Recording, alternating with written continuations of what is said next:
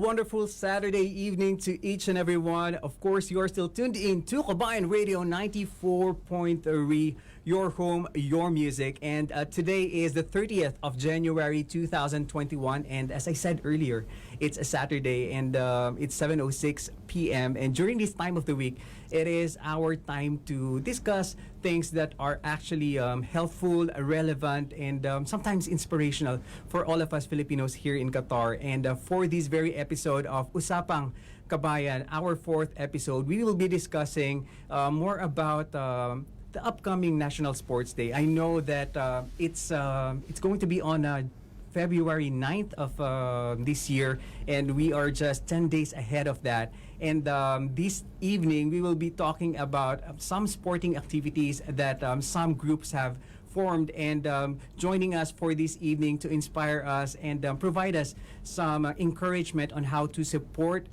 their cause is one of our guests from the Desert Roses. We have Miss Stephanie Ines Smith joining us this evening for Usapang Qabayan. Thank you and welcome to Usapang Qabayan, Miss Stephanie. Thank you for having me, Kenzo. Thank you. Yeah. I just mentioned earlier, you are a part of a group that is called Desert Roses. Can you tell me something more about your particular group?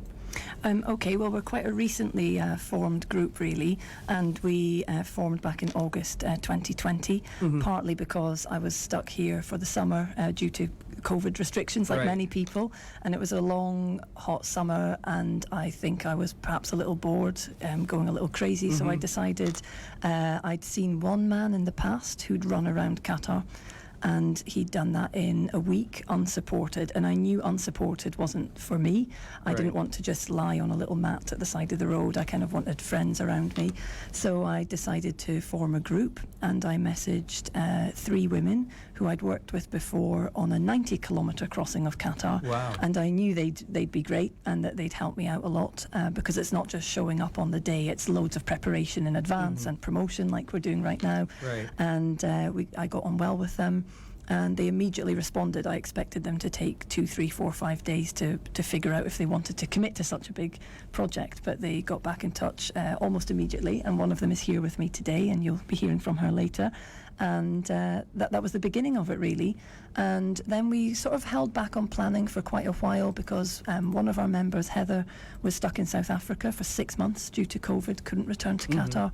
So we weren't sure if we'd be able to go ahead or not. And then we, 2 of us are teachers, so we were busy in September with a new term, teaching half online, half not, constant changes to our workload. And eventually in sort of October, we decided, we need to push forward and start with the preparation. And suddenly this is a very new group that you have. Very new formed. group, Okay. yeah, but longish term friends. I mean, long term for Qatar, right? The turnover here of people is pretty high, but we've known each other all 4 years now. So yeah, we're newly formed, but we've known each other for long enough that I think Roz knows most of my faults. Not all of them. I'm sure a few more will pop up over the course of the 5 days, but yeah, we're excited. But can you tell me what is the objective mainly of the Desert Roses? Okay, the main objective is to encourage women into sport in Qatar. So there's a lot of participation from men, and a growing number of men are participating all the time. Even in the 4 years I've been here, I've seen a huge increase in the number of Qatari men who are running. I've got a friend who has a running company here, Qatar Running Series, and when I arrived 4 years ago, there was almost no participation from locals, and even in general it was small, and for women it was particularly small. And now 60 to 70% of his entrants are Qatari men, but still a very low number of women, so we're trying to promote that amongst the local population, and also for children to get moving again. Because obviously some of them have been sitting at home for close to a year now. Actually, I was just about to mention that it's very timely that you have introduced this type of organization with the same type of objectives. Basically, because during the time of quarantine, it started on the first quarter of 2020, mid-March. And up till now, and it's almost a year now that people have been stuck in their homes. And just recently, we have a program here also at Qabayan Radio, wherein we interview some medical professionals, doctors, and one of the things that they are very concerned about is the back pain because there has been a huge number of people having back pain. So it's really a good thing to know that a group of people like yours are coming together and really pushing for or having an objective of keeping people moving. So basically, what you're telling me earlier is that the main activities that you have for your group is basically on running. Yes, I mean, who knows what we'll do in future? I mean, that's to be discussed. We even had someone suggest that we could have kayaked this and gone round the coast of Qatar in a kayak, but that's not for me. Well, not yet. But we all know running, and we're all reasonable runners and reasonable endurance runners. So we're sticking to what we know for now, but we have established a small campaign in schools called the Mini Roses. So we're hoping that lots of children will come out and join us for a few kilometres each day. And that would be great to sort of inspire them and get them moving again, and also to give them something to do in their half term. Normally they might be travelling, or they would have travelled at Christmas and maybe not at half term, mid term, but that they're going to be stuck here again. So if they come out and at least watch us and watch their teachers suffer, I think that will amuse some of them. But it seems like you've been running for a long time now. How long have you been like running professionally, or like as a hobby or as a passion? As a hobby, I'd say sort of semi-seriously for 4 years. So December 2016 is when I first sort of printed off a plan and bought a book and decided to join a club and train for my first marathon. So just over 4 years for me. Although I've jogged very reluctantly and very irregularly probably most of my life, and I certainly used to run to school and run home. I was a very active child, but in terms of belonging to a club, I only joined when I moved here in 2017, so it's really just been 4 years. But since you've mentioned earlier that your group is fairly new, it was just in October that it has been formalized to have the Desert Roses. You are embarking on a very challenging task or a feat in the coming days. Can you tell me more about this challenge? Okay, so, well, the plan is, and I say the plan because plans will inevitably be changed on the day, but we plan to leave from the Corniche at 6 o'clock on Friday morning, and we plan to be on the road for 16 hours per day, covering an average of 100 kilometres per day. Wow, 16 hours per day of running. Well, of running and walking. So we've sort of looked into that in a little bit more detail, and we think it would be wise to maybe run the first 30 kilometres each morning, and then we've got friends coming to support us and the children that I mentioned. So we'll probably walk or jog so that we can engage with them and eat our lunch and do our social media updates and so on. And then from about 3-4 o'clock, when it's cooler again, we'll start running. And then in the evening, when it's dark, it's probably safest to walk, power walk. And then you can start your recovery for the next day if you're walking to bed, basically, is the idea. So you're going to set up camps in different locations? Well, we're really lucky, actually. One of our major sponsor, Coffee District, has working in conjunction with ID Works, and they're going to provide a camp each night for us, which has been brilliant. They'll be pitching tents for us, cooking some food for us. That's good to know. Everything is fixed, I believe.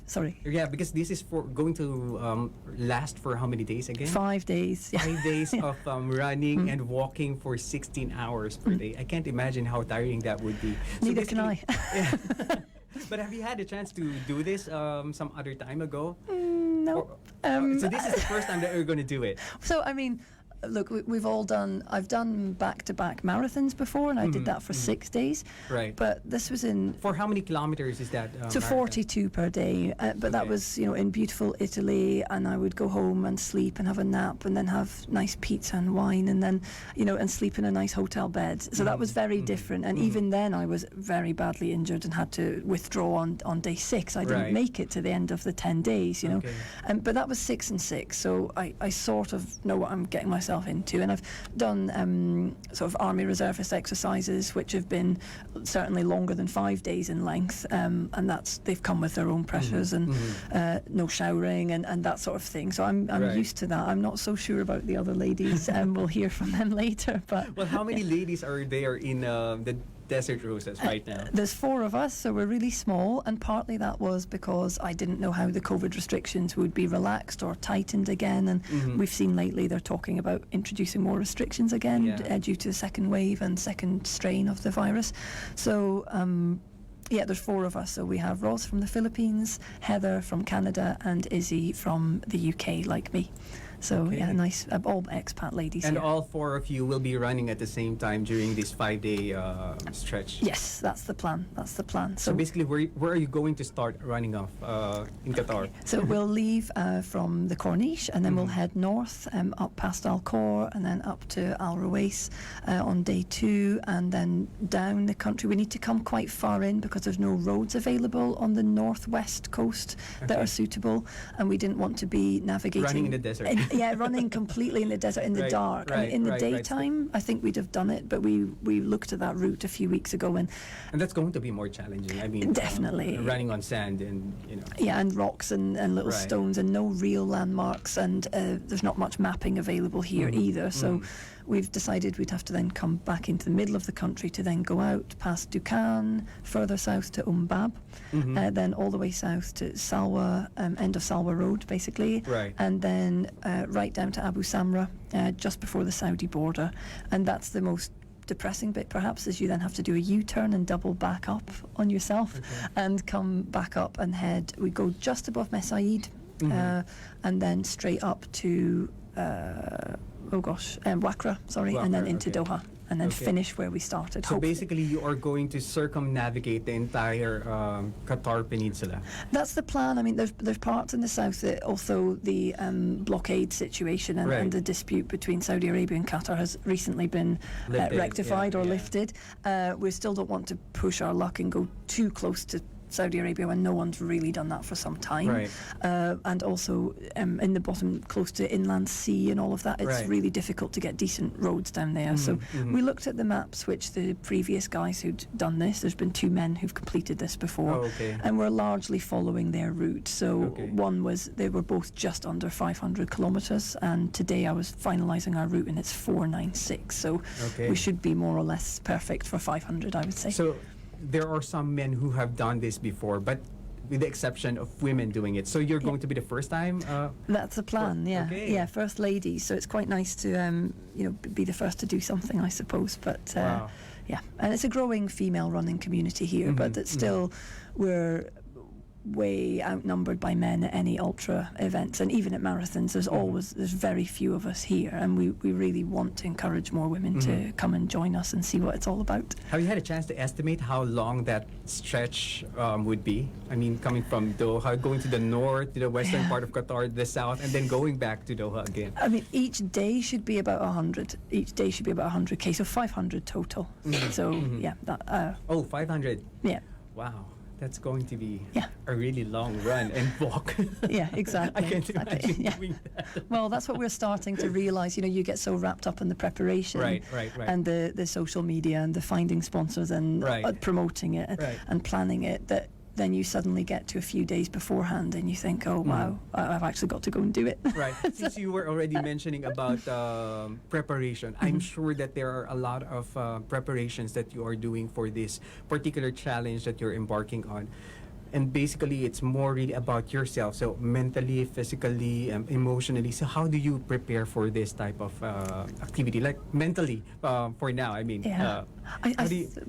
Good question about mental preparation. I think most of ultra running largely is mental preparation. I mean, I think I read a lot of books about ultra running. I listen to podcasts. I watch YouTube videos about it all the time from professionals or people who are so good. They've been doing it for 20 years, and it's really in their blood. There may be technically amateurs, but really they're in a league of their own, which I'm definitely not. But I'm still learning a huge amount every year. But yeah, I mean, it's about breaking the journey down, obviously into days, but also hour by hour, 10 kilometres by 10 kilometres. Today when I was preparing the map, I broke it down into sort of from one dropped pin on Google Maps to the next dropped pin, and trying to think, okay, we'll do from 6 a.m. till 10 a.m. running alone. Then our friends will be with us for 6 hours, so that sort of breaks up 6 hours. And then we'll be on our own again, but then there'll be the sunset to look forward to. And then it's dark, and then we're nearly home. So that's kind of why that's my strategy, but who knows? So basically every day you try to get up and run. how many kilometers again in a day do you try to? An average of 100, but the shortest day is the last day, which is 72, I think. And what I mean is on your preparations, like on your daily Oh, activities. my daily preparations. Well, I've not run for weeks, to be honest. Don't tell anyone that. But I. Well, unfortunately, it's not. It's not just the two of open us here. secret now. Oops. Yeah, I did a race on Boxing Day, which Roz also did. I'm sure she'll tell you about because she won it very well with great ease and comfort as always. But I've not really run since, apart from an 80k walk I did last weekend. But I've not been running since that. So that's been 5 or 6 weeks of sort of resting and eating. Yeah. Which I'm good at the eating bit. Me too. Yeah. The eating is also part of the preparation, though. I mean, you're asking how you get through these things. One thing is to eat regularly. You know, we've got sort of a 300 calories per hour plan, which sounds easy and like, oh, how great, you can eat what you want, but actually it's quite difficult once you're really dehydrated. You don't want to eat anything. Also, sometimes you've packed something you think you want to eat in 6 hours, but then you look at it in 6 hours' time and it's totally not what you want to eat. Right. But you've got to eat it anyway because there's not just a restaurant there or a shop or your own cooker sitting next to you. You've got to just eat what's available. So. Right. Yeah. Well, anyway, we will be going on a very short break. We still have a lot of things to discuss. Okay, we'll sure. be talking more about the challenge and the advocacies that you have for the Desert Roses. So we still have Miss Stephanie here with us from the Desert Roses. So stay tuned in to Usapang Qabayan for more information about their group and how we can support them in this advocacy. We'll be right back shortly.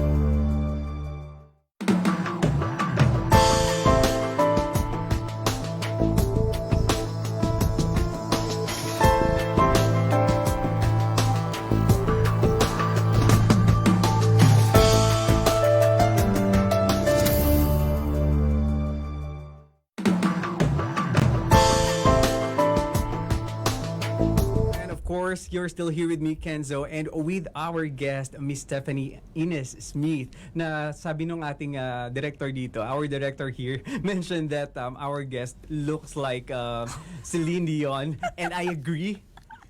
Well, thank you again for joining us. Thank you, but I will not be singing.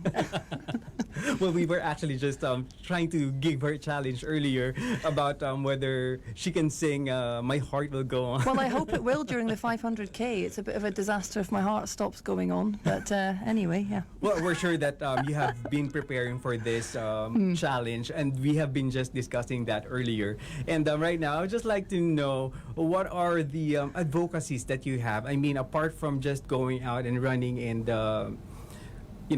embarking on a feat that hasn't been done by any women in Qatar, what is your advocacy mainly by doing this particular challenge?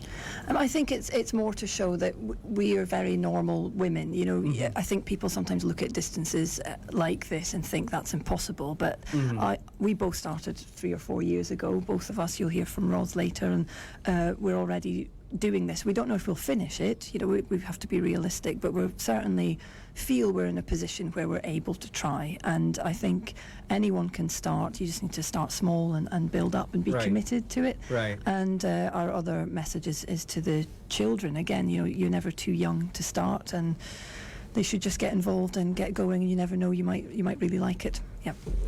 Well, basically, you since you are just new, started in October, I'm sure that there have already been some challenges into forming this group, into embarking on this new challenge that you have. Can you tell me more about the challenges and what are you doing right now to address all of those? Yeah, I mean, one thing is obviously the ongoing changing COVID restrictions. So that's been a worry. We don't know, will we suddenly not be allowed to run, or we'll have to wear masks again? There was a period months ago when we had to run with masks. Obviously, out in the desert, there wouldn't really be anyone there to check that. But you know, there's a lot of it where we're going through towns and different villages. You know, that's an ongoing concern. In addition, you know, securing adequate food supply. I mean, our sponsors will be great, but for a long time we didn't have a sponsor, and we're thinking, how do we take sufficient food with us? Obviously, Doha Bay Running Club have been amazing in securing support for us. You know, all of those members are willing to come out and help us, so that would be a challenge for a lot of communities to organise a 500k like this, but we've had endless offers of support. Any time of day or night, I'll come out, tell me what you want from the shops and I'll go and bring it, so that's not a worry. Of course, if we're badly injured, that's a concern, but we've been preparing for that either by training or if you have been a bit injured like I was weeks ago, resting. So I feel like we're almost there. The one worry is that the police might move us on when they see our tents at the side of the road, but we'll just have to cross that bridge. But have you already had like some arrangements with you know, the local government on? I'm sure you already had. There's not really an official mechanism for getting permission to run on the road, because this isn't an official event in the sense that I'm not charging anyone money to come and join us. So you need permission when you do it like a formal event. But we're basically 4 friends going for a very long run, so anyone can actually legally do that, but obviously they question your sanity and they'll stop you, and we will be questioned, which I think is a good thing. I mean, but I just hope they let us continue. I love that line, that questioning your sanity. Well, they will. I mean, wouldn't you? Well, I mean, I can't even imagine, you know, even myself running, even just for a full day, how much more running for 5 days straight. So, but I do have a question in that, because since it's 4 of you who will be doing the run, what if a member of you decides to stop for any sort of reason? It could be, I mean, hopefully this will not happen, but any medical concerns or any other types of reason that the one party or one person cannot continue with the run? Well, I mean, we'd wait till help came, and hopefully that there'd be a support car with us most of the time. We've already agreed that whoever is able to will finish it, and we're not going to drop out if one person has to. You know, it might be that they don't need hospital, but they just really need to sit in the car, and then they'll support us in other ways. You know, they'll bring our food to us, they'll play us music, they'll set up our tents for us. You know, they'll still very much be part of the team. So I don't want anyone to think, you know, that they've somehow failed the team if they have to withdraw. I don't want anyone to be permanently injured. That would be my concern. No one should. I mean, I think you need to push through some degree of pain, and then we'll certainly not be. I'm sure there's going to be a lot of there will be that, you know, there definitely will be. But if anyone does have to withdraw, the rest of the team, we have an agreement, will be continuing. So, and that's the reason why you also needed the support of the people around you, the community. Exactly. How do you gather support from the community, and what type of support does your group need right now? Well, Ros will explain later. She's just set up a Qabayan running community. So that's for the Filipinos? For the Filipinos, so they've already said they'll come and help, and I know that the Filipino cycling community here is huge and very well organised, so we're expecting some on bikes to come and support us, which will be great. And then Doha Bay Running Club members will be supporting us, and because we've chosen this to be taking place in half term, a lot of my teaching friends won't be at work, so Tuesday's a National Sports Day holiday, of course, so that should be quite easy to get help. And then the only days we're slightly concerned about are Sunday and Monday, but I've got enough teaching friends who are not at work, so they need to drag themselves out and help us. Right. Well, you've mentioned that you are also teaching, so I mean, for expats, like many of us here in Qatar, and engaging in sports, what can you tell them into? Because a lot of us are really busy and are having like stressful work days. How can you encourage them that you still need to go out and do some physical activities, trying to do some crazy things such as this? I mean, it's difficult for me to say because I live at home with just a plant pot, and I just talk to my plant, and even it's dying. I'm so boring. So I mean, I've got all the time in the world to go out and run, and other people don't. I have one friend, she's got a head of a school and has 4 children, under the age of 10. I mean, how can she realistically go out and run the same extent that I do? She can't, but I think if there's a will, there's a way, and I think, even if you go out once or twice a week, or while your kids are still sleeping, but, someone can look after them maybe, or the other... Or maybe tag them along. Tag them along. We do have one friend, actually, Emily, who puts her son in one of those baby strollers, and now he's too big for that, so now she's put him in the back of her bike. So there's always a way around things. But yeah, I'm not the best person to ask because my time is my own, and I'm quite lucky in that sense. Right. Yeah. Well, before we leave you with, because we have another guest whom we are going to interview, is there like any message that you would like to share to our listeners right now?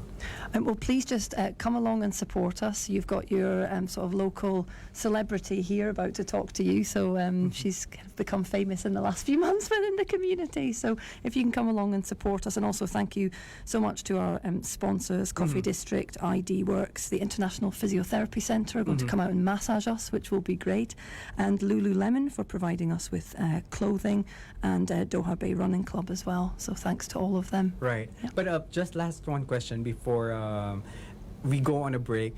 How do you see Desert Roses going into the future? I mean, this is one of your newest advocacies, one of your newest activities as a group. What do you see Desert Roses doing in the coming months or coming years? I've got a couple of plans, but I don't think they're necessarily logistically possible.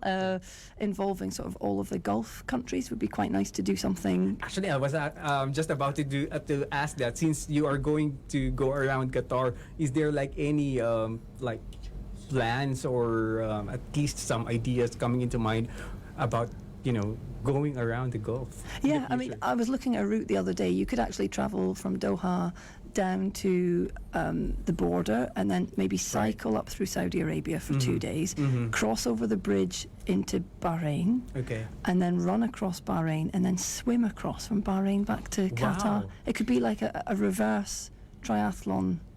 Wow. Maybe. I mean, this is that's going to be a triathlon. You're going to run in Qatar, and then cycling in Saudi Arabia, and then swimming, going to Bahrain, and then swimming from Bahrain to Qatar. Yeah, I think it could be possible. I don't know, or maybe a jet ski would be better, or a kayak. I don't know, something. But we could do something like that involves more countries in an area of the world where female participation is still so low. It's still a lot of women here, they've got their own personal trainers. There's no doubt that lots of them are working out in gyms and stuff, but they're not being involved and being seen outside and really pushing themselves against other people. It's more for the aesthetics here. It's not for the actual joy or love of the sport, and that's kind of what we're trying to get away from. So, well, I do hope you all the best in your endeavors, your future endeavors, and more importantly, this upcoming challenge that you will be having really, really soon. And we just want to thank you again for joining us here at Qabayan. No, thank you so much. Is it Maraming Salamat? Yeah. Is that what you say? Okay. Perfectly said. I don't know if it was or not. It was perfectly said. I tried. Okay. It was perfectly said. Once again, thank you very much. Thank you Ms. so Stephanie much. Ines. Thank you, Kenzo. Thank you. Yeah, thank you very much. And of course, we will be having more discussions about this particular challenge, about the Desert Roses. And we will be having another member of their group, Miss Rosil Ayuro, after a very short break. Right now, just stay tuned and lock in to Qabayan Radio 94.3.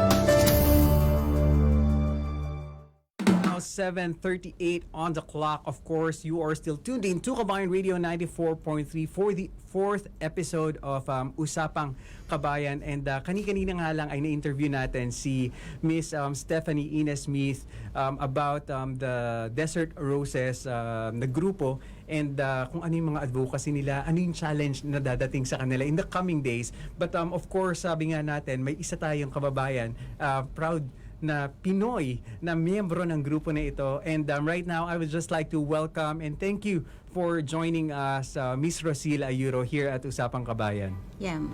Magandang gabi po at maraming salamat din sa pag-invite sa amin dito on behalf of my teammates. So, maraming salamat sa pagpaunlak. Yes po. Yeah, sa amin. And then, so, basically, apat po kayo dito no, sa grupo? opo, apat. How did you, paano po tayo nagkasama-sama, kayong apat dun sa grupo na to? Well, sabi nga natin, the world of sports is small. Like, yeah, we're in the running community and yung isa doon nasa cycling and then we are all ultra runners. We just met in particular activity like just last year nung ginawa namin yung 90K ladies run. So that's Wow. Yes. Nagkaroon po kayo ng 90K kilometer run before? Yeah, no, that was 2019. 2019 or 2 years ago? 2 years Nearly ago, 2 years yeah. ago. Okay. Actually. So saan po yun ginawa? Dito din sa Qatar? Yes, actually from Costa Corniche all the way to Dukhan to the Okay. west part of Qatar. Yeah. Okay. So, Yeah, and that's hinati niyo po ang buong Qatar from east Actually. side up going to the west side of Actually, Qatar. yes, yes. Pero yung ngayon, medyo kakaiba to. Yeah. Kasi lilibutin niyo Lilibutin na naman namin, buong Qatar. yes, yes, Mula yes. sa eastern part, pupunta tayo sa north, the west, and then west south. and then south and balik Wow. and stuff. Yeah. Pero paano po kayo nag-start?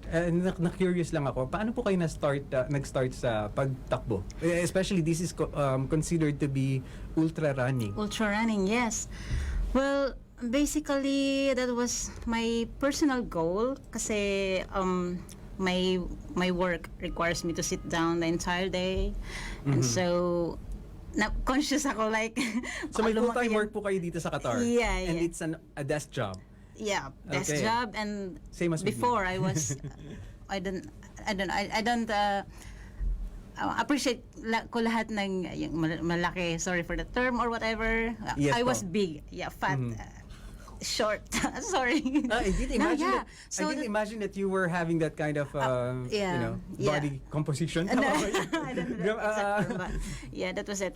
So that was just So may pag-asa pa pala ako. yes. So Pati yung ayun. ibang mga nandito sa loob ng na nagre-react. Yes, I don't lose hope. Anytime you can start at like having personal goals. So from that, like losing weight, and since my area is just like 3 kilometers from Corniche, so sabi ko noon, bakit hindi ko kaya umpisahang maglakad-lakad sa Corniche? Umpisa, and then that's the thing. And then here we go. May nakita ako na group of runners where I belong now, the DBRC Doha Bay Running Club, and I started joining. So that's the important thing, like you have proper mindset and your goal, dapat Right. ganito mag-lose weight raw. And then from there I met some people like in their 50s, 60s, still strong and fit. So doon ako nag-start, like Nakaka-inspire, ano? gusto ko pag reach ko ng edad na ganyan, I'm like them, like I'm still fit, can still manage to run, and then you go. Yeah, nakaka-inspire yung ganong story na Yeah. pag may edad na. And even actually, Yeah. not, even for yourself, I mean, we are, personally, I'm inspired by the story that you have. Kasi sabi mo nga, you did not feel like you have a really good physique physical, before. yes. And your motivation into doing some runs Yes. was mainly to lose weight. Yeah, that was the very Na- basic reason why I started. And karamihan sa atin, ayan ang medyo issue, lalo na nung nag-pandemic dahil nasa bahay lang tayo lahat. True. At ang mga tao lagi nasa kusina. True. So, when did you start po yung ganitong activities? Yung paglalakad and then eventually doing some runs? Yeah, that was 4 years ago, I think. Okay. So, plus, coping mechanism natin yan bilang mga FWs, like homesickness, sometimes strikes, like that. And never akong sporty when I was Oh, okay. in go perhaps PE. Actually, yun nga po ang gusto kong tanongin Curious sana. na. Curious ako kung simula ba pagkabata may interest na kayo sa pagtakbo or into any sports? No. More wala po on talaga. academics ako. I Serious see. din From where you are po henyo-henyo. in the Philippines, if I may ask? Yeah, well, I'm from Bicol. From Bicol. Bicol, Okay. yeah. Saan po sa Bicol? Sa Kamsur po. Okay. Marami akong mga kaibigan galing dyan sa Kamsur. Bicol. Yes. Actually, when I heard a 500-kilometer run around Qatar, I parang sounds the distance from the Manila airport going to the Bicol province, that's around roughly 470 something kilometers. So wow. ganun ang isipin ko pag tumakbo ako sa Qatar, so parang mamamasyal lang ako all the way. Sa pag-uwi niyo po niya, makasubukan yung tumakbo mo na lang. Yes. And pero nakatakbo na po kayo sa Philippines? no, never. Dapat I was supposed to do that with the Milo Marathon. Yun Okay. yung national marathon that we have in the Philippines. But unfortunately, I didn't make it. Pero ang bilis ng progress, from 4 years ago up to now. Yes, So, yes. gaano po tawag dito? Gusto ko kasi malaman yung dedication into how much effort you put into it, how much time that you put into it. Okay. Yeah. Well, actually, just like I won the previous races, longest races Wow, in congratulations. Qatar last December. Congratulations po. So everyone's asking me like, how did you train? Like, what's the discipline you have? So very basic. Every day I allocate my 30-minute run in the morning to start the day, or if not, in the evening after work. Mga 30 minutes to 1 hour, like ganun lang siya. And So, then hindi rin talaga ganun kalaki yung oras na kinakain, actually, yes. And you don't need, hindi pa kasi ako into, like, you have 1 month program for this particular. Right. Until such time na nag-join ako ng mga races, ganito pala yun. Kailangan ko palang may progress, para may progress din ganun. Kailan po kayo nag-start mag-join sa mga particular na mga race? That was 4 years ago as well. 4 years ago din. Parang bago. So, nung nag-start po kayo, nag-join agad kayo ng mga competition? Kasi naririnig ko na sa mga kapwa ko runners sabi, may race na ganito. So, I started official like August. That was during the Eid. Kasi may long holidays tayo, di ba? Eid al-Fitr. I think like yes, that. Yeah. Eid break. Eid break. So, naririnig ko na rin sa kanila, may upcoming race na ganito. So, I just signed. Kasi sabi ko, kaya ko naman na palang mag-jogging. Jogging lang term ko na ng 5K. So, why not try? And then, ayun, doon po siya nag-start. And then, 3 months after that, I've heard there is this team who will be doing the Trans-Qatar. Like from southern part of Qatar up to the north. Okay. Yung challenge na yun na i-run din nila. So, sumali din po kayo? Sumali ako kasi out of curiosity, like, I was new then to Qatar. 5 months pa lang akong dito sa Qatar. How does Qatar looks like?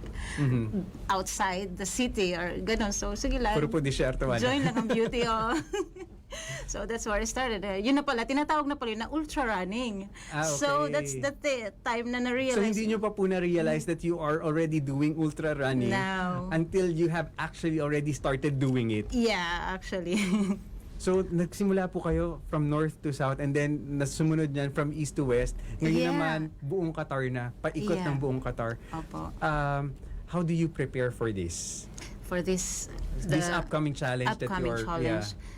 Yeah, I'm confident. Like, I've been running for 4 years, despite the COVID, kahit nung COVID, a thing, as much as we observe the protocols, like what do you call that? Like wearing masks or social distancing thing like that. I still managed to join virtual races. Uso yan na ngayon. Nauso. Okay. Meron po palang ganon? Meron ganon. Yung even the challenges of running inside the apartment, make a full marathon. Actually, nung month of March, yung peak season ng COVID, syempre, mga runners, hindi mapakali yan. Gustong-gusto talaga parang... the sanity. So, medyo curious po ako dyan sa ultra running. Paano po yung ginagawa? So, sa bahay ka lang, tapos most likely on treadmill? Tapos may camera? Or, no. Paano po? It was not on treadmill. Like, yung flat ko kasi, like 15 meters ikot-ikot ka lang doon hanggang maka-full marathon. Yeah. Okay. So mga ilang ikot po yan? I think Madami-dami din yan, ano? something, 1.5 Wow, something. 1,500. Oh, nakahilo siya actually. But that's the challenge, you know, Actually, to just keep going. Nagulat ako din sa 1,500 kasi nung bata po ako, well, this was in the early 90s, as in sobrang bata. I was also into running. Member po ako ng track and field. Oh, wow. Well, that was 30 years ago. Oh, you can bring it almost. back, reactivate those, you know. But what we were doing para sa tawag dito sa trainings namin is that we go around, ikot-ikot lang sa basketball court, and usually we would go around the mga 50 rounds or the maximum I think was 100. Pero yung sa inyo was really Yeah.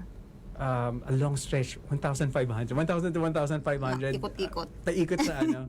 Pero Sana. yung pong sa Desert Rose, paano po kayo napapunta doon sa grupo na ito? Yeah, si Miss Stephanie, like, in random, like, Ross, can you... In one of the marathons that you have joined, most likely? Or hindi pa? No, it was a prompt idea, like, she just called me, why okay. can we have these ladies?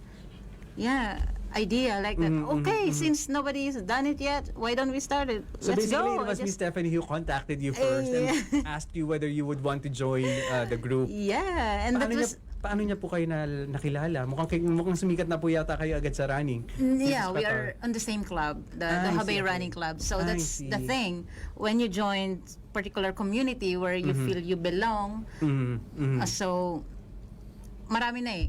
Sunod-sunod na yan yung opportunity, yung chances of other, commitments and Right, Yeah. right. So coming from one particular group, nagkaroon Group. kayo ng isa pang subgroup and with a different kasi na na objective and advocacy. Yeah, So pwede niyo po actually nabanggit na naman na din ni Miss Stephanie kanina earlier yung some of the objectives and advocacies, but can you tell me more about yung plano po ninyo sa grupo? you mean Yung mga, yeah. yung mga gusto niyo pong gawin, whether to inspire more people na makapag-join or meron ba kayong tina-target na particular subset of population or a group of people dito sa Qatar, mga kabataan ba or mga may edad na din? as the Yes. as the Desert Roses team? Or? Yes po, as a Desert Roses. Okay, well, I'd be happy to represent women's, face. Just like yesterday, isang kabayan na nag-scout kami somewhere from Dukhan down, and then si Kuya, I forgot his name, tinap niya ako, like, ate, kabayan, Desert Roses? Parang ganun lang. So, with that recognition, like, I'm happy like to be a woman that can do this thing. So anyone can do this kind of challenge actually. So just believe, something like that, and So basically ngayon po yung what I'm trying to understand is yung challenge po na ginagawa natin ngayon is really to make people aware that Desert Roses exists and kayo po ay tumatakbo and hopefully that this particular activities that you have would inspire people to do the same. Yes. Are you open into new people joining your group? Yeah, well, actually, we have this Qabayan runners in Doha. Okay. Yeah, the Creed. Actually, it started because I'm Ano from pong pangalan ulit ng group? Qabayan runners in Doha. Qabayan Creed. Runners in Doha. Nagsimula to dahil I'm from Doha Bay Running Club, right? It's a group of, it's an international Group, yeah. group of people actually. And then one day, parang nag-long run kami somewhere in Al-Khor, and then everyone shouting, Qabayan, Qabayan. Oh nga, Qabayan is everywhere. Why? And then this guy asked me, why only you in the runners club, only Qabayan? Where are the other Qabayans?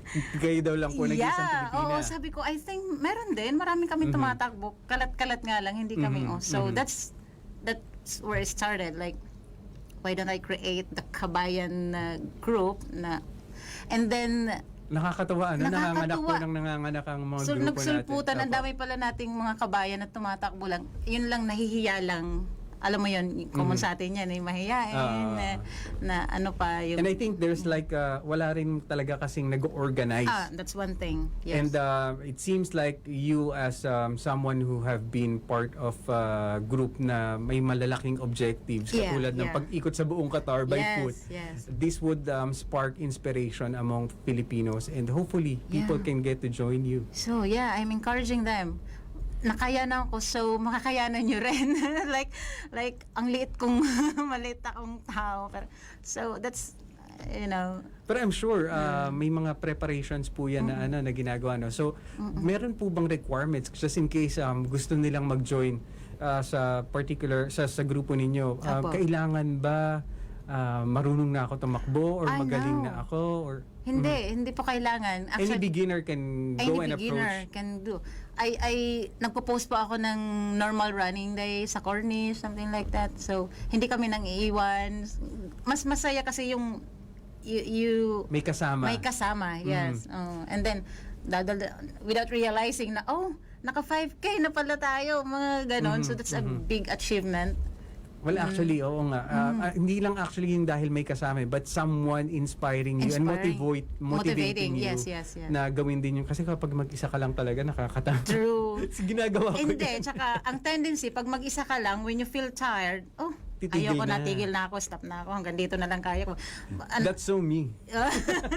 Relate much? Oo, relate much ako dyan. Kasi minsan kapag feeling ko parang bigat ng katawan ko ngayon maglalakad-lakad ako within my area. Pero syempre, since mag-isa nga lang, ang tendency is kapag medyo, naka 30 minutes na balik na nga ako sa bahay. Yeah.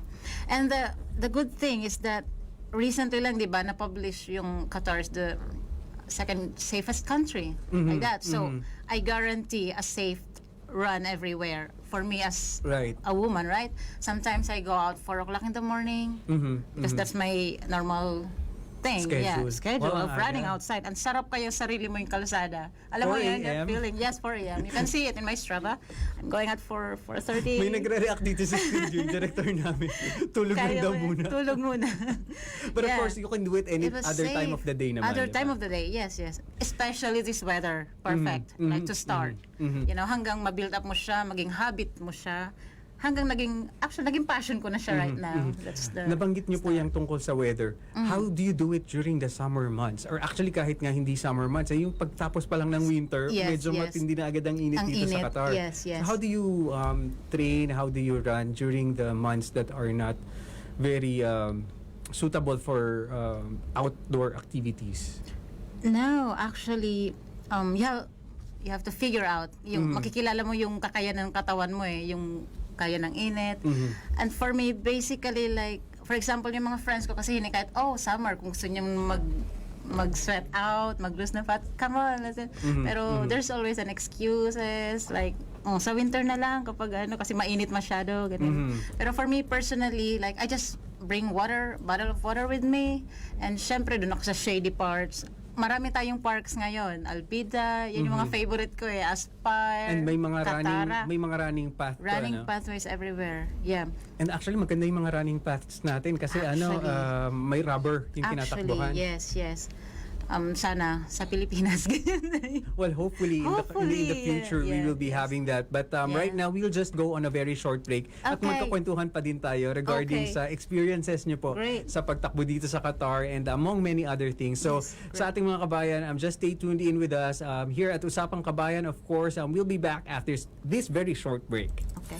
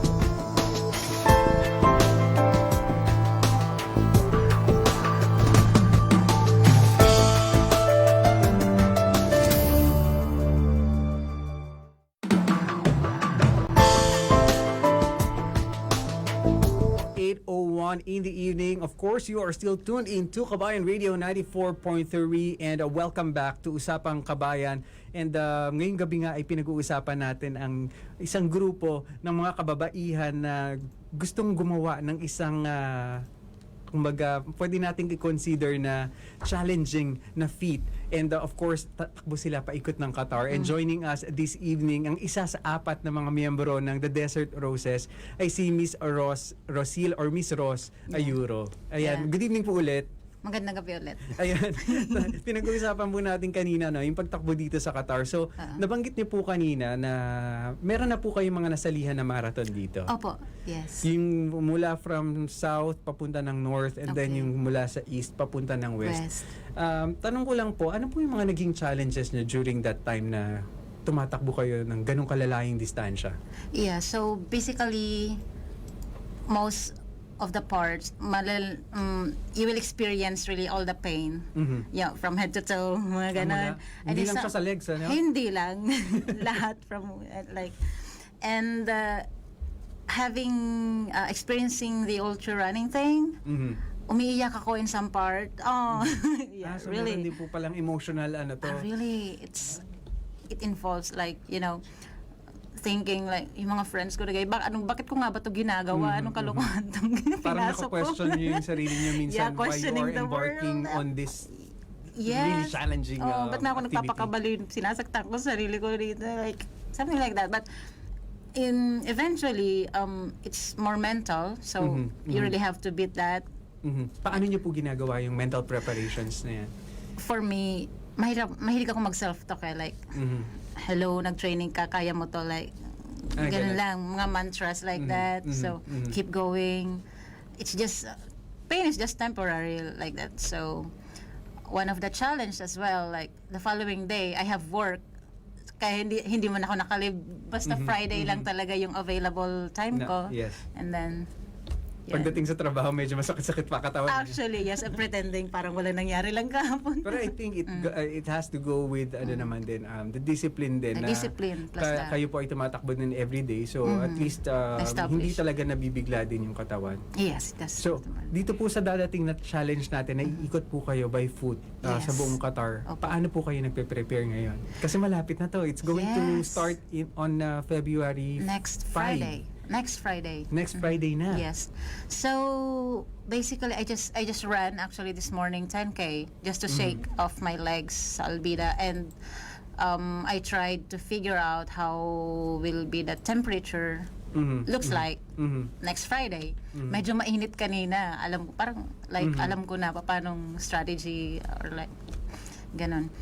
And as for preparation, same as Miss Stephanie, I think this week, the entire week, we will be carb loading. Carb loading. Eating. So that you have enough carbs para din sa... we have to store more energy. Actually, Kasi yung ibang iniisip nila, kapag tatakbo dapat, wala masyadong kinain para mas mabilis makatakbo. So, ayan, maganda pong topic yan na pwede natin pag-usapan ngayon. Ano po ang dapat kinakain kapag gustong tumakbo? So, in my normal days, like, I just have with me dates. Yun lang kasi importante, yung sugar mo, wag bumaba. Otherwise, mafe-feel mo yung panghihina. So, at least you have that. And carbs, you need that as well. Yun. So, And hydration, don't forget. Hydration. Kasi karamihan sa atin, kapag ang goal ay pumayat, ayaw mag-carbs. Oh, yes. Yeah, that's Lalo na yung mga, anong tawag dun sa fasting na yun? Nakalimutan ko. Intermittent. Meron pa, hindi pala fasting. Isa pa. Keto. Keto diet. Yes. The keto diet. Yes, keto diet. Na walang carbs yun, di ba? And they are all eating fat. So kapag gusto po nilang tumakbo, they should avoid doing keto diets. Yeah. Okay, that's something really good to know. But yeah, we have our individual, alam mo yun, yung katawan mo kung saan siya magiging hiyang. Yes, that's and the I think thing. it's best to to get advice from personal trainers and also medical doctors importantly before they embark onto something as challenging thing. Katulad ng ganito pong ginagawa. Opo, kasi kasi medyo hindi lang talaga medyo mahirap talaga siyang gawin. So, pagka natapos niyo po itong challenge na ito which is going to happen by February 5 to 9, ano po ang bang mga susunod pa na gusto nyong gawin or objectives nyo sa mga susunod na panahon? Well, basically, right after this event, may mga nakapila ng mga event dito sa Qatar, racing, the Orido, I think, Al-Adeid. Okay. Well, happy ako at marami ding kabayan doon na mag-join. So, magkita-kita po tayo. Ayan. And then, let's see kung hanggang saan magli-lift yung ating, yung ating COVID status here sa Doha, where we can really run freely. Right. And as much as we want. Nabanggit niyo po kanina na dun sa darating na mga runs ay may mga makakasama kayong mga Pilipino. Opo. Doon po ba sa mga nakaraan nating mga experiences na pagtakbo ay meron po tayong mga nakasama na din ng mga Pinoy? Opo, marami na ring sumasali kasi one of the recognized sporting community active sports sa Qatar ay yung mga Pinoy. So anywhere, happy nga ako kasi ng mga previous races ko, part of the organizing committee, laging may Pinoy. Ate, tubig! Ganyan, so very proud to be Qabayan is everywhere. Kamusta po yung mga experiences, lalo na kapag, kasi syempre iba yung tumatakbo ka na may kasama ibang mga lahi, tapos iba yung experiences na kasama mga kapwa po Pinoy. Ano po yung experiences nyo on both, scenarios? Running with them, yung ibang lahi, like, it challenges me more, like, mas seryoso po siguro, no? Mas seryoso talaga, promise. Pag Pilipino siguro may kasamang kwentuhan. Puro kakain-kuin lang tayo. Pero yun yung masaya sa atin, yung sense of humor, mga ganun-ganun. So, I'm so happy to, like, nung 90K ako, napa-worried ako kasi, like, parang wala akong support ng kabayan. And then, all of a sudden, there were kabayans nakasakyan, nag-support, na ganyan. Tapos, go, nag-cheer na ganyan. Tapos sabi ko, na-realize ko, may Philippine flag ba tayo dyan? Kasi parang, ayun. I mean, iba kasi yung feeling, yung, alam mo tayong community nating mga Filipino. Oo nga, very lively, tapos very sociable. Yes. Very open at natural sa atin. Yung pagiging masayahin. Mahiyain, pero masayahin. Alam mo yan? Actually, I think sa mga Pinoy, mahiyain lang sa simula. Actually, ito mo yun, mahiyain ako ngayon, pero... kanina pa nung umpisa, no? Kanina pa. Pero ngayon, Grabe yung heartbeat ko, parang mag-marathon race ako. Oo nga, sabi niyo po kanina, parang para kayong tatakbo na sa kaba. Pero ngayon, we have already been comfortable on air. And I'm sure marami pong mga kababayan natin na nakikinig ngayon. Of course, we are live sa radio sa 94.3. And at the same time, we are also live sa ating Facebook, sa ating Facebook official account ng Qabayan Radio. Meron po ba kayong mga tips sa mga kabayan natin, lalo na sa mga gusto at mga interesado din at tumakbo katulad ninyo? Nako, malaking bagay po yan. Unang-una, dapat hindi ko to ini-impose like kasi as for experience, sabi ko nga personal goal ko yon. So kung yun yung target mo, you have these three things. Like for me, if you have this TLC, parang personal DLC, like dedication, what is for L, like love for this, you have to love what you're doing. You have to enjoy what you're doing. And of course, the letter C, commitment. Yan lang yung aking sa personal kong nabuo. So the suggestion or the tips that you can actually give them is DLC, that's dedication, love for what you're doing. Otherwise, and then commitment talaga. Commitment talaga. Pag sinabing Naku, ang hirap yata. Ang daming medyo sumasablay dito sa commitment commitment. Kasi marami tayong excuses. So, we can start anytime. Right now, actually.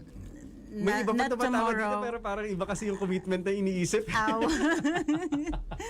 Not tomorrow, Ayan. Well, very good tips po. And lalo na po dun sa mga bago, how should they start? I mean, of course, once you have already that dedication and they really want to do it. pero hindi nila alam kung paano nila sisimulan. Paano po nila dapat simulan ng pagtakbo? Simula na ngayon. No, I mean, actually pag sinabi kong tatakbo ako ngayon, ganun talaga. Kasi it's not easy. Actually, as per nabasa ko, like, it takes 21 days to create a habit. So, Tama po. yes, and then start right now, and then tomorrow, kahit unti-unti, importante, nakapag-umpisa ka. Kasi sabi nga later din, on na yan, parang kumaga masasanay ka na ginagawa mo. Ano? until maging habit Maging mo siya, habit. maging habit, kasi Hahanapin na ng katawan. katawan ng maghahanap. Sometimes like, galing ako ng work, like pagod ako. Pero yung katawan ko, yung katawan ko Natumakbo. nagde-demand na lumabas ako at okay, 30 minutes, nothing, 30 minutes compared to 24 hours. Yeah. Actually, tama nga po yung suggestion na gawin na agad. Ngayon Gawin na din. agad. Kasi ang madalas na de-develop natin na habit ay yung Bukas yung manya na habit. Manyana. Yung parang Bukas na. tsaka na or bukas saka na bukas oo. na. Parang sa diet po yun. Yes. Ang daming nagpaplano mag-diet hanggang ngayon Yeah. plano pa din. And you're running. Dalawa lang naman kailangan mo dyan, yung paa mo, tsaka yung a little desire, your willingness. Yun lang yan. Pero po dito po sa Qatar, since meron po kayong grupo, ano po pangalan ulit ng grupo? Just in case they wanted to join and they wanted to reach you, meron po ba yung social media account? Yeah, meron po tayong Facebook page, yung Qabayan Runners in Doha. You can search it and join. And also yeah, yung Desert Roses po. Desert Roses, Of course. yes, sa Instagram po. Marami po kaming and you can support us, get along with us while kahit saan, kasi magla-live tracking naman po kami. So, for example, Yung sa darating po na run ito, na meron kayong live itong meron po. So, kung nasa pating Alhor kayo or I see. Dukhan or Pwede po ba kami Mesaid. maki-cheer dyan sa Yes! Much better. Yes, And mapapanood po really namin ito sa social media accounts ninyo? Opo. Anong pong pangalan ng social media account nila? Yung sa Desert Roses po Sa namin. Facebook po ba ito? Instagram. Okay, so may live updates on stories, Instagram. live updates. Yes. Okay, that's good to know. So at least we can get to see Follow. what's happening and follow kung ano yung mga ginagawa niyong Buhay mga pa ba kami? activities. Well, of course. Of course. We know that you will be able to do it, and kami naman ay gusto lang namin din to cheer you up Yay. sa mga gagawin ninyo. And at the same time, be inspired din sa sa ating mga activities, Yeah. lalo na pang ating kalusugan. Yeah. So basically, the Desert Roses group it's a group of 4 women. And of course, kasama dyan ang isa nating kababayang Filipina, of course si Miss Ross, Yes. na gagawa ng kasaysayan dito Yes. sa Qatar, because they will be Hopefully. the first Women. who will be circumnavigating Qatar by foot. So they will be walking for 5 days, Yes. 5 straight days. That's going to be from February 5 up to 9. And of Yeah. course, this is part of the National Sports Day activity nyo na rin. And is there anything that you would want to add on sa ating mga kapwa kababayan, or even not Filipinos, all the listeners that we have right now, meron po ba kayong gustong ibigay na mensahe sa kanila, lalo na sa katulad ng advocacy na meron kayo? Well, yeah, just do whatever you can with whatever you have. We have 2 feet, and wherever we are, actually, in line with the Qatar's vision is on the 2030, like spreading the sporting awareness and get involved in the physical activities, something like this. And especially this moment, itong COVID, that causes like how to maintain our mental health, sanity, everything like that. And Just physical keep moving. health And physical also. health, actually. So, ayun, just keep moving, I think. And Be safe. always remember the DLC, The DLC, yes. Dedication, That's right. love what you're doing, and the commitment for it. Commitment, mahirap talaga yung commitment. Pero once you surpass it, sisiw na lang siya. Right. Meron po ba kayong mga gustong batiin sa mga kababayan natin or mga supporters po ninyo? Opo. Ayun, sa akin, personally, binabata ko yung Creed, yung Qabayan Runners Yes in po. Doha. They will be supporting us along the way. So, masaya, random people at the right time, you know. Right. Ganun talaga. And then, pwede ko bang batiin yung... Yes, of course. Family, friends, of course you can do that. yung company ko. Okay. Sa Doha Healthcare Group, sa Apollo Clinic. So, nakalive lang ako actually. You're from Doha Clinic po pala. Doha Healthcare. Doha Apollo Healthcare. Clinic, yes. Okay. And then, yeah. Yes. So, yun po. Do you have any future plans po na after this? Ano po ang plano natin after this particular challenge na gagawin natin? Yeah, well, actually, I'm about to end my okay.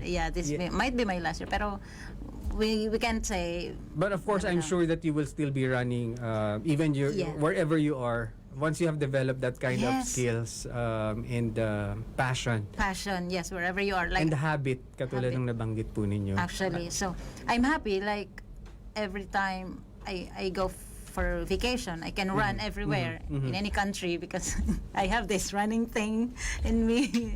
Right.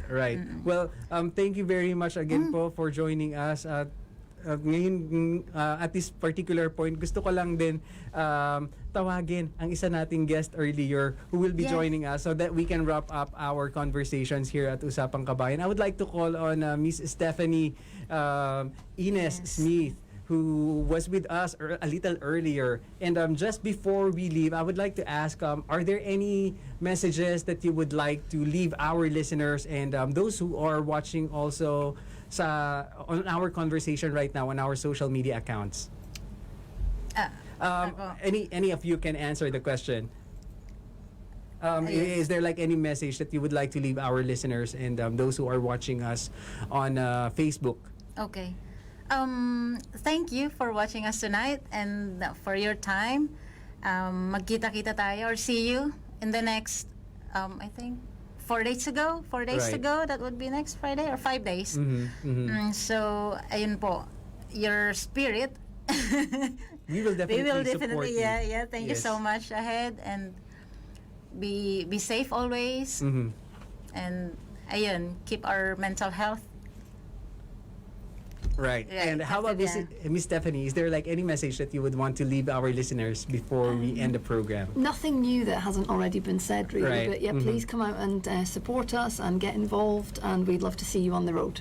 Right. Thank you very much once again. And again, that was Miss Stephanie Ines Smith and Miss Rosil Ayuro from the Desert Roses. So they are two of the 4 women who will be running and circumnavigating the entire peninsula of Qatar. That's going to be happening on February 5 to February 9 of this year. And they will be embarking on a really challenging feat by running 500 kilometers in 5 days. And we do hope that all of us can support them. They will be giving us updates on their Twitter account. So just search for the Desert Roses Twitter account and show what's that? Oh, and Instagram. So we can show our support to their group. And more importantly, I do hope that this discussion that we have had already also inspired us into, thinking about our health. Yes. And being aware that there are some activities in Qatar that can help us be physically fit. And more importantly, just to inspire us to keep moving, setting our goals, committing into a certain activity, making it a habit, and eventually that's going to be leading us into some challenging, into some activities that may be challenging, but it's going to be like very significant, not only for us, but also for the community, na katulad ng ginagawa nila. So we thank you very much for tuning in dito sa Usapang Qabayan. And again, thank you very much, Miss Stephanie and Miss Ross, for joining us. Thank you so much. Thank you. Sir Kenzo. Yes. Thank you. Thank you also for joining us. And again, this is the 4th episode of Usapang Qabayan, only here at Qabayan Radio. We thank you very much. And if you enjoyed listening and watching our episode for today, you can always share the discussion that we had on our social media account. Of course, that's at the official Facebook of Qabayan Radio 94.3. But for now, I would like to leave you with really good music. And of course, it's still early for the night. So tayo po ay mag-enjoy sa ating music. And once again, my name is Kenzo, signing out of Usapang Qabayan. And thank you and have a wonderful evening.